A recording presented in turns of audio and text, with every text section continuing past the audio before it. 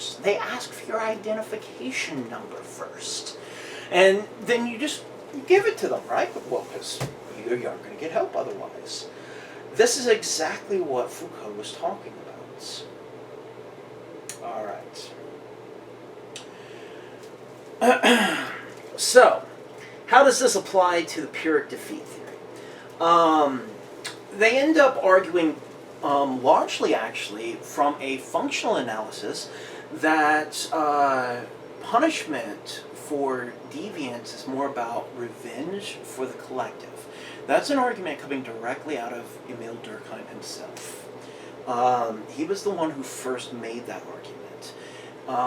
And that's functional analysis, or structural functionalism.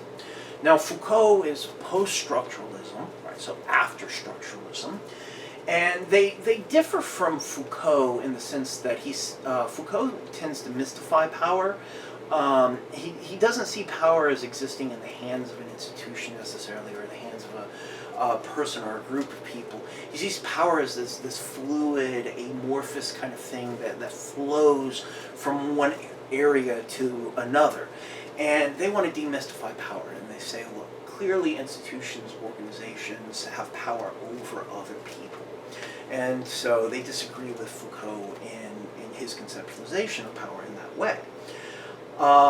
And so they basically are combining conflict theory, structural functionalism, and post-structuralism to create what they're calling Pyrrhic defeat theory in criminology and criminal justice.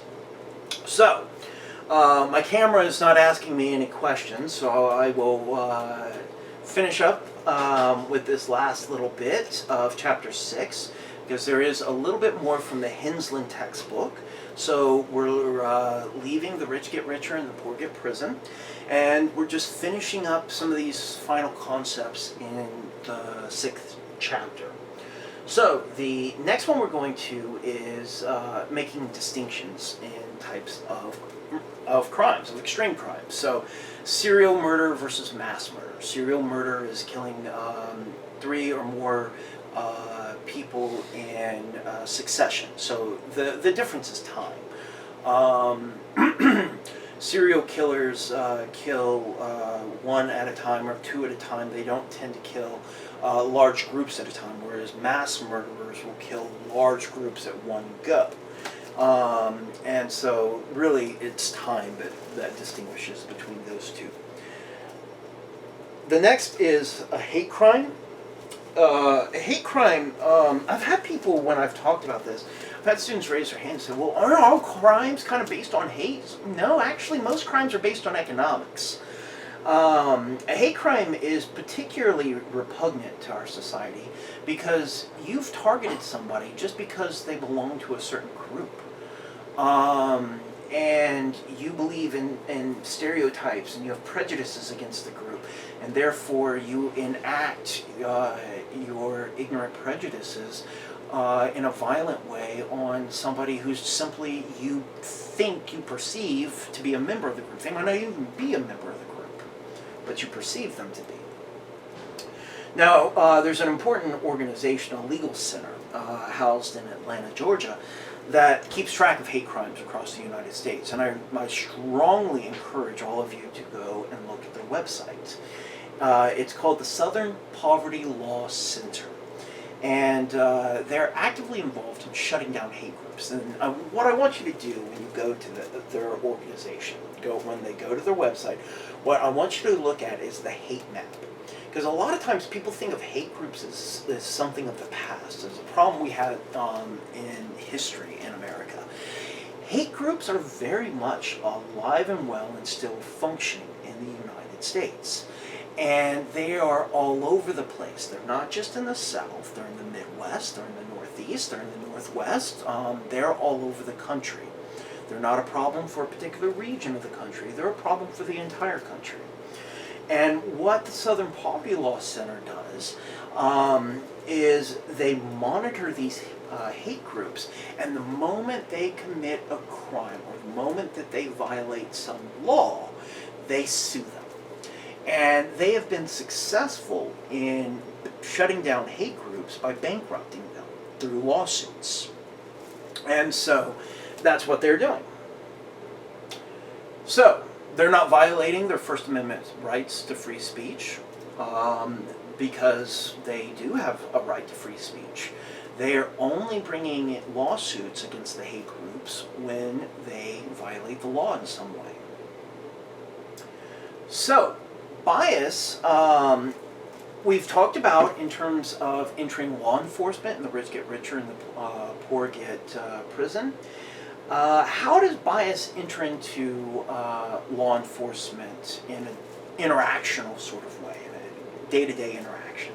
Well, through police discretion. And oftentimes, when a police officer says something, we take their stories to be true, just hands down, without question. And if the person they arrested says it happened differently, we think that that person must be lying. After all, they're under arrest, so clearly must have done something wrong, right?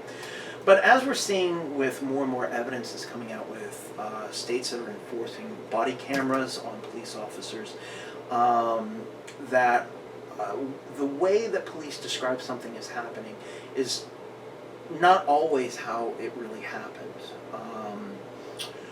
And so police discretion is the practice of the police in just the normal course of their duties in making a decision on whether to make an issue of something or not, whether to make an arrest or not, whether to let you go, whether to handle it in a different way altogether.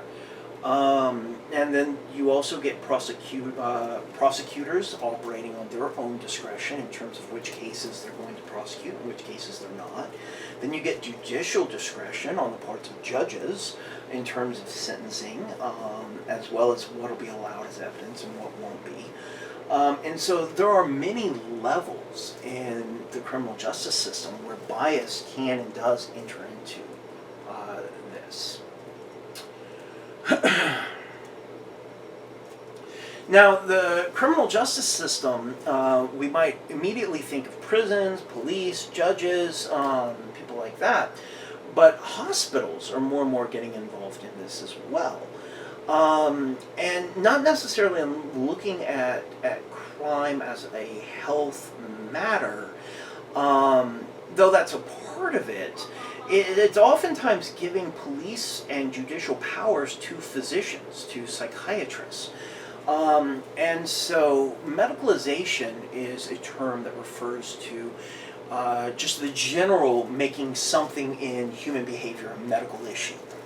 It could be anything, whether it's something criminal or not. Now, specifically, when we're talking about deviance, and keep in mind crime is just a specific type of deviance, a medicalization of deviance is where you end up giving physicians, psychiatrists, power that you would never locate within a single group. I mean, power in terms of the CJS is broken up across police, prosecutors, judges, etc. And yet you can have a psychiatrist stick a psychiatric label on you and keep you locked up in a hospital for far longer than you would have been locked up in prison. And as we know from research such as coming out of the 1950s, like Rosenthal, being sane in insane places, once people think of you as having a mental illness, it is almost impossible to convince them that you do not have a mental illness. Because then everything you do ends up being interpreted as a symptom of the mental illness, regardless of what you do. So, for instance, Rosenthal had people go in there into psychiatric hospitals and take notes of what they were seeing and witnessing. And instead of those who were observing the patients, instead of saying, "Oh, this is weird," they're taking notes on everything we do. It's like, observes or is showing obsessive note-taking behavior. So the note-taking was not, maybe they're doing something else here, or maybe they're journaling, or any other explanation that might come up. Nope, it's got to be seen as a symptom of a mental illness. So that's the ultimate problem in taking that route. So that finishes up Chapter 6, and those of you who have watched all the videos for Chapter 5 and Chapter 6 are now ready for exam 3. And exam 3 will be open soon. Good luck to everyone. Oh, and until next time.